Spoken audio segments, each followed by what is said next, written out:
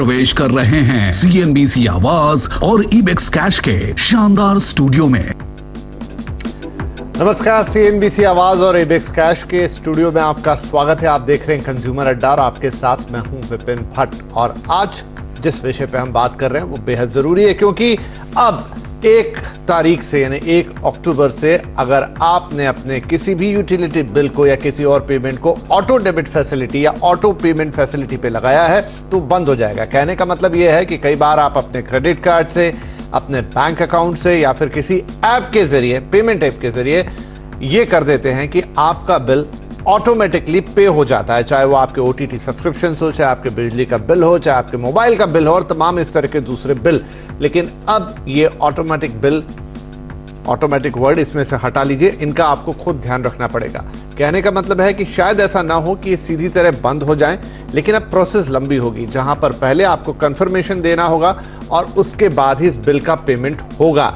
और हो सकता है कि आपको उस वेबसाइट पे जाके ही ये पेमेंट कंप्लीट करना पड़े। तो क्या होगा यहाँ पर? क्या ऑटो डेबिट फैसिलिटी जो होती है वो पूरी तरह से बंद हो जाएगी या इसमें सिर्फ एक बदलाव आ रहा है? इस बदलाव की जरूरत क्यों पड़ी और अब जब ये बदल जाएगा तो आपको कैसे मैनेज करनी है चीजें, इसी पे आज बात होगी। और इसके लिए आज हमने 2 खास मेहमानों को बुलाया है।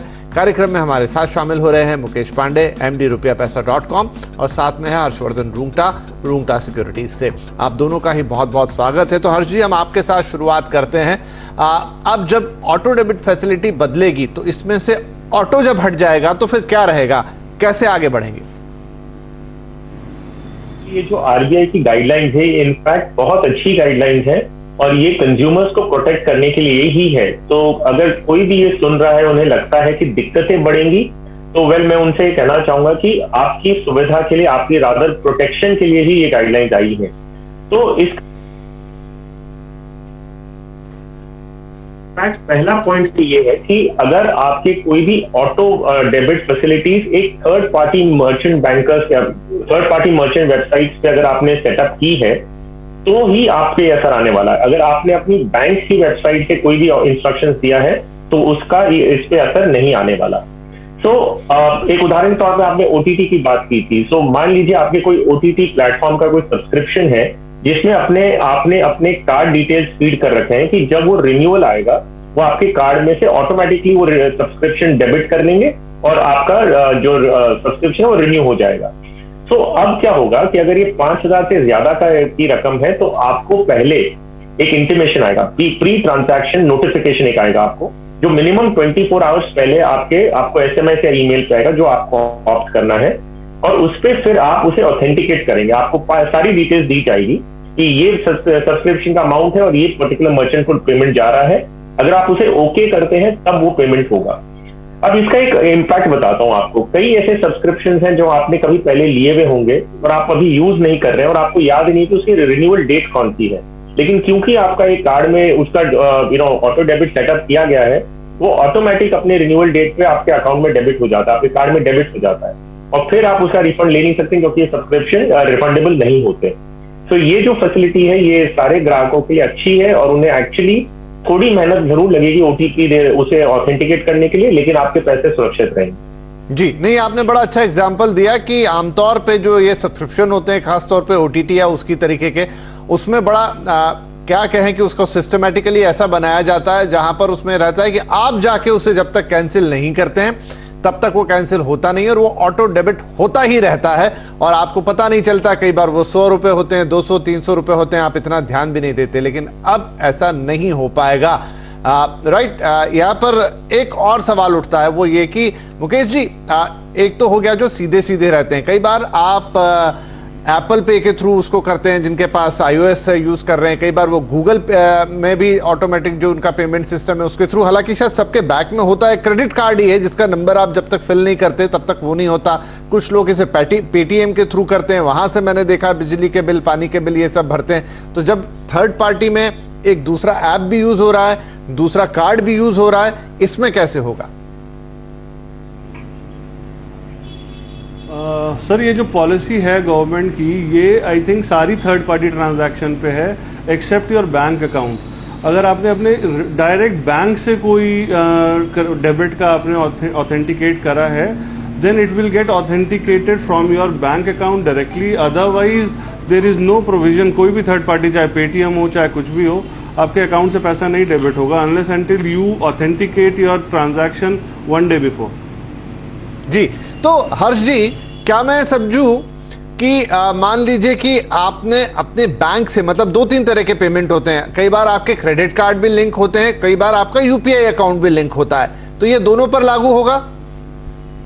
जी हाँ, तो ये आप एक्चुअली ना बैंक से अगर मैं मेरे क्रेडिट कार्ड का पेमेंट कर रहा हूँ, वो मैटर पे हम बात नहीं कर रहे हैं। वो मैंने अपनी बैंक को इंस्ट्रक्शन दे रखा है कि अगर मेरा क्रेडिट कार्ड का आउटस्टैंडिंग होता है तो वो आप पे कर दीजिए। तो वो इंस्ट्रक्शन जो है वो मैंने बैंक को दिए हैं। ये जो गाइडलाइन है ये सिर्फ आपका क्रेडिट कार्ड हो गया, डेबिट कार्ड हो गया, प्रीपेड इंस्ट्रूमेंट्स हो गया या यूपीआई हो गया, तो ये उस पे आपने अगर थर्ड पार्टी कोई वेंडर्स को अपना इंस्ट्रक्शन दे रखा है। उदाहरण के रूप में एक और एग्जांपल मैं आपको देता हूँ जो मेरे खुद के साथ हुई थी। हम एक इंटरनेट कनेक्शन ले रहे थे, एक ब्रॉडबैंड कनेक्शन ले रहे थे, तो उनका जो एप्लीकेशन था वो ऑनलाइन ही है, ऑफ कोर्स वो उनके टैब पे लेके आते हैं आजकल और वहीं पे वो सारा डिटेल्स भरते हैं। तो जो फर्स्ट पेमेंट हमने किया था, हमने क्रेडिट कार्ड से किया था और उसके नीचे, और वो क्योंकि वो प्रोसेस ऑटोमेटिक टैब पे हो रहा था उनके टैबलेट्स पे, तो उसके नीचे था कि save this card details for future payment और सेटअप ऑटो डेबिट फैसिलिटी। तो वो सेल्समैन ने वहां पे ऑटो करके उसने प्रोसेस कर दिया। जब हमने हमारे फर्स्ट पेमेंट हो गया सब्सक्रिप्शन के टाइम पे, और जब हम उसे हमने ऐप में, मोबाइल ऐप में देखे तो ऑटो डेबिट सेटअप हुआ था। अब मैं उन्हें कैंसिल करने जा रहा था कि भाई हमें ऑटो डेबिट पे नहीं पे करना है, तो वो ऐप इतनी दिक्कतें दे रहा था कि वो कनेक्टिविटी नहीं है, ये नहीं है, बाकी सारा काम हो गया हमारा, सिर्फ वो ऑटो डेबिट हम कैंसिल नहीं कर पा रहे थे। और वो इसी के लिए क्योंकि वो यूटिलिटी प्रोवाइडर नहीं चाहता था कि हम ऑटो डेबिट कैंसिल करें। अब ये चीज आगे जाते हुए, जैसे मैंने कहा कि ये सब्सक्राइबर्स के लिए, कंज्यूमर्स के लिए बहुत अच्छी बात है, ये आगे जाते हुए ऐसे कोई भी third party utility service provider आपको फोर्सेबली आपका कार्ड अपने सर्विस के साथ लिंक करके आपका डेबिट करे, ऐसी जरूरत नहीं है जब तक हम उसे ऑथेंटिकेट नहीं करेंगे। तो एनी क्रेडिट कार्ड जिसपे आपने कोई इंस्ट्रक्शन कहीं पे सेव किया हुआ है कि ऑटो डेबिट हो जाए, डेबिट कार्ड है आपका, prepaid instrument such as Paytm वगैरह उसमें आ गया, और यूपीआई, इसमें सारे third party transactions will need authentication. लेकिन उसमें एक कैच है, जैसे मैंने बताया कि 5,000 रुपए के ऊपर के जो ट्रांजैक्शन उन्हीं पे ओटीपी है। एडिशनल फैक्टर ऑथेंटिकेशन का जो क्लॉज लगाया गया, जो रिक्वायरमेंट लगाई गई है, वो 5,000 रुपए के ऊपर ही कोई ट्रांजैक्शन है, तो उसके नीचे है तो I think they will continue as they are. हाँ, उसके नीचे के लिए मैं मुकेश जी से सवाल पूछता हूं कि जो मैं पढ़ रहा था ये था कि तब भी आपका डायरेक्ट तो नहीं होगा, एक एसएमएस आएगा 5 दिन पहले, उस एसएमएस में शायद लिंक होगा कि आप उसे एक्सेप्ट करते हैं, डिक्लाइन करते हैं। अगर आप वो एसएमएस नहीं पढ़ पाए तो शायद एक रिमाइंडर और एसएमएस आएगा 24 घंटे के अंदर, और अगर आप तब भी मिस करते हैं तो शायद ये चांस बनेंगे कि आप वो पेमेंट मिस कर पाए। अगर मैं गलत हूं तो प्लीज मुझे करेक्ट कीजिए। नहीं, आप बिल्कुल सही कह रहे हैं। 5 दिन से आपको अलर्ट्स आने शुरू होंगे, 24 घंटे पहले तक लास्ट अलर्ट आएगा। दे विल इन्फॉर्म कि आपके वो सारी डिटेल्स होंगी कि किसको पेमेंट जानी है, कितने अमाउंट की जानी है, आपने फर्स्ट ट्रांजैक्शन कब करी थी, and if you agree with the debit process then आपके अकाउंट से वो डेबिट ऑटोमेटिक होएगा नेक्स्ट जो भी पर्टिकुलर डेट के लिए उन्होंने आपको इंटीमेशन दी है।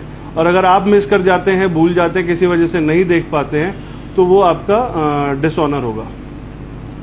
हर्ष जी, क्या इसमें ये दिक्कत हो सकती है कि देखिए कई बार दिन में बहुत सारे एसएमएस आते हैं, बहुत सारे मैसेजेस आते हैं, और शायद इसीलिए बहुत सारे लोग अलग अलग चीज़ें ध्यान नहीं रख पाते हैं, इसलिए वो ऑटो डेबिट फैसिलिटी ले लेते हैं। हालांकि हम ये मानते ज़रूर हैं कि इससे आप ही की सुरक्षा बढ़ रही है और इससे आप ही का एक तरीके से फ़ायदा है, लेकिन अगर आप मिस कर गए तो फिर या तो आपको नेक्स्ट मंथ याद आएगा, या फिर आपको जाके, अगर आप मिस कर गए वो लिंक या वो पेमेंट का टाइम, तो फिर आपको क्या, आप जाके और यूटिलिटी की साइट पर जाके फिर बिल भरेंगे जब भी आपको याद आए, वो कैसे होगा?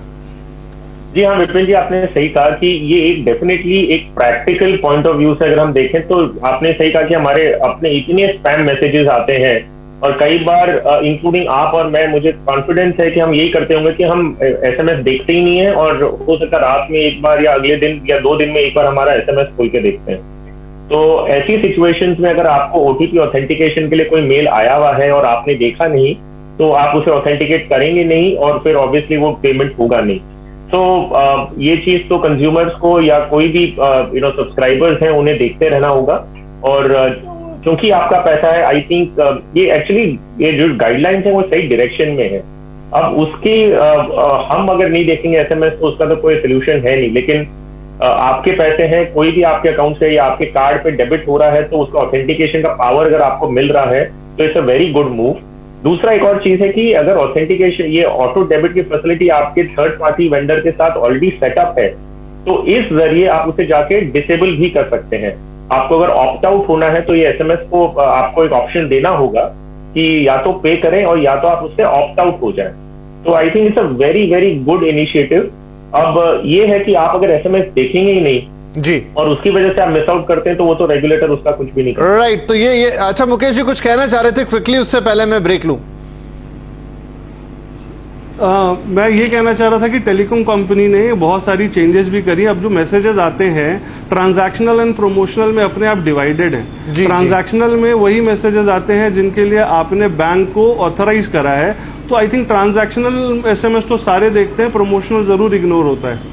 जी जी हाँ, थोड़ा प्रैक्टिस, और मैं कहूँ कि थोड़ा सा ये भी है कि आपको आदत डालनी पड़ेगी, क्योंकि जैसे हमारे मेहमान बता रहे हैं कि एक्सपर्ट्स बता रहे हैं कि ये है आप ही की सुरक्षा के लिए और ये सही कदम है, क्योंकि आप किसी और को अपना पूरा राइट दे दें कि वो डेबिट कर दे किसी चीज को या आपके खाते में वो कंट्रोल करे, उससे बेहतर है कि उसमें एक फाइनल से आपका होना चाहिए। हाँ, थोड़ा आदतों में बदलाव रखना पड़ेगा, आपको थोड़ा अलर्ट रहना पड़ेगा, लेकिन उससे ये मानिए आपको याद भी रहेगा कि मेरा कौन सा बिल कितना जा रहा है, वरना कई बार तो लोग ऑटो डेबिट पे डाल के उसे भूल ही जाते हैं। तो एक छोटा सा ब्रेक लेते हैं और ब्रेक के बाद कुछ और चीजें और सवाल पूछेंगे, मसलन आपकी ईएमआईज का क्या होगा, क्योंकि वो भी तो आपके खाते से ऑटो डेबिट होती हैं, या कोई आपने म्यूचुअल फंड में एसआईपी लगा रखी है उसका क्या होगा, या आपने कोई कार्ड ही ऐसा लिया है जो इस शर्त के साथ आया था कि इसमें से आपका बिजली का बिल भरना है, तो क्या वो कार्ड बंद हो जाएगा। ये कुछ सवाल इस छोटे से ब्रेक के बाद।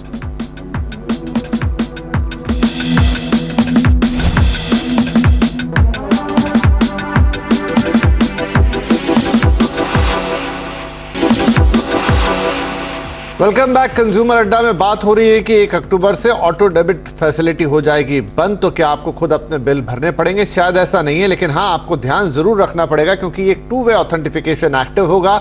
5000 के ऊपर आएगा ओटीपी और उससे नीचे के लिए एक एसएमएस। जो आप मिस करेंगे तो बिल भी डेफिनेटली मिस होगा, तो थोड़ा अटेंटिव रहना होगा, लेकिन ये सब आपकी सुरक्षा के लिए है। रुंगटा साहब, अब एक सवाल ये उठता है कि आप एसआईपीज भी करके रखते हैं जो डायरेक्ट डेबिट होती है आपके खातों से, क्या उस तरह की चीजों पे या कोई और डायरेक्ट डेबिट फैसिलिटी जो है जो आपके लोन अमाउंट की है उन तरह की चीजों पे भी क्या कोई असर आएगा? विपिन जी, अभी ऐसा लग नहीं रहा है। जो नोटिफिकेशन है, जो गाइडलाइंस है, वो सिर्फ credit card, debit card, prepaid instruments या यूपीआई के जो तरीके हैं पेमेंट के, उन्हीं पे ये लागू हो रहा है। बैंक के जो डायरेक्ट डेबिट बैंक अकाउंट से होता था उस पे ये सर्कुलर लागू होता हुआ नहीं लग रहा। तो मुझे नहीं लगता as of now, as of today, कि ऐसा नहीं लग रहा है कि आपकी कोई भी म्यूचुअल फंड की एसआईपी हो या लोन की ईएमआई जो बैंक से जारी हो उन पे कोई असर आएगा। अभी तक ऐसा नहीं लगा। राइट मुकेश जी, बहुत बार जब आप कोई कार्ड लेते हैं या कोई पर्टिकुलर डेबिट कार्ड ही हो, चाहे क्रेडिट कार्ड हो या कोई भी इस तरह का इंस्ट्रूमेंट, तो उसमें कई बार ये होता है कि भाई वो इस शर्त के साथ आता है कि आपका बिजली का बिल या आपका फला बिल तो इसी से जाएगा और वो फीस उसके एवज में माफ कर देते हैं। तो क्या इस तरह के कार्ड्स बंद हो जाएंगे या फिर उनकी शर्तें बदल जाएंगी? कैसे काम होगा? जी विपिन जी, इसकी शर्तें बदलेंगी, कार्ड तो बंद नहीं होएगा, लेकिन हाँ ज़रूर शर्तों में, जैसे दिसंबर में ये पहली बार अनाउंस हुआ था इस पॉलिसी को इम्प्लीमेंट करने के लिए। अभी तक बैंकिंग सिस्टम ने इसको सही तरीके से इम्प्लीमेंट नहीं कर पाए हैं, but they have taken measures कि वो किस तरीके से कर सकते हैं। तो ऑब्वियसली थोड़ी सी पॉलिसीज चेंज होंगी, कार्ड बंद नहीं होंगे। राइट तो आप अपने जरूर कार्ड होल्डर वाला जो बैंक है जिसका भी आपके पास कार्ड है उससे एक बार बात जरूर कर लें कि ऐसा तो नहीं है कि वो फीस इसलिए आपसे नहीं ली जा रही थी क्योंकि एक ट्रांजैक्शन आप कर रहे थे, कहीं फीस लगने लग जाए, तो वो क्लैरिटी आप जरूर ले लीजिए, क्योंकि अभी ऑटो डेबिट सिस्टम तो बंद होने जा रहा है, आप उसी कार्ड से पेमेंट जरूर कर पाएंगे। रुंगटा साहब, तो कुल मिलाकर आरबीआई का इसमें यह भी कहना है कि इससे हम फ्रॉड रोकेंगे, इससे कई बार जो ओटीपी फ्रॉड्स होते हैं या कोई दूसरे फ्रॉड्स होते हैं, क्या उनको भी रोकने में मदद मिलेगी? देखिए, कोई भी अगर ऑथेंटिकेशन बेस्ड ट्रांजैक्शन होता है जिसका एसएमएस आपको आता है आपके मोबाइल पे या ओटीपी आता है, तो एक लेग ऑफ प्रोटेक्शन उसमें आ जाती है। और जब तक आप अपना ओटीपी शेयर किसी के साथ नहीं करेंगे तो वो अमाउंट आपके अकाउंट से डेबिट या आपके कार्ड पे डेबिट नहीं होगा। तो सर्टेनली ये बेटर, एक 1 स्टेप फर्दर है जो पहले आपके होता था। पहले कार्ड सेव्ड है आपके कोई भी मर्चेंट के साथ, उसने आपका कार्ड डेबिट कर दिया और फिर आप रिफंड उनसे मांगते रहे या आपको पेमेंट करना पड़े, और कोई उपाय और कोई चॉइस नहीं था।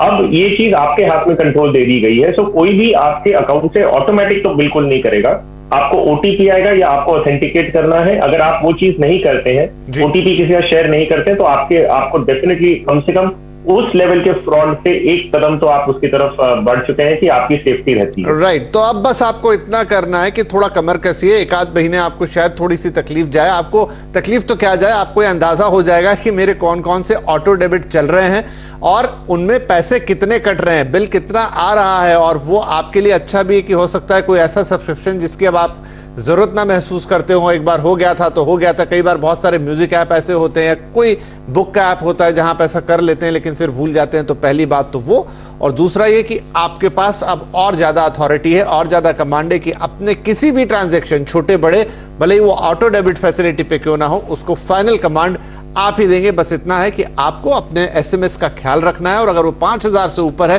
तो एक ओटीपी वाला एसएमएस भी आएगा जिसका इस्तेमाल आपको करना होगा। तो एक अच्छी प्रैक्टिस है जो आपको फ्रॉड से भी बचाएगी और आपके इस फाइनेंशियल बिहेवियर को बेटर करेगी, ज्यादा सिक्योर करेगी। आई होप कि हमारी आज की बातचीत सभी दर्शकों के लिए काफी फायदेमंद रहेगी और वो अपने आप को ये फैसिलिटी शुरू होने से पहले जरूर तैयार कर लेंगे। तो हमारे दोनों ही मेहमानों का मैं धन्यवाद करना चाहूंगा कि आपने वक्त निकाला और ये सारी जानकारी हमारे साथ शेयर की। थैंक यू, नमस्कार।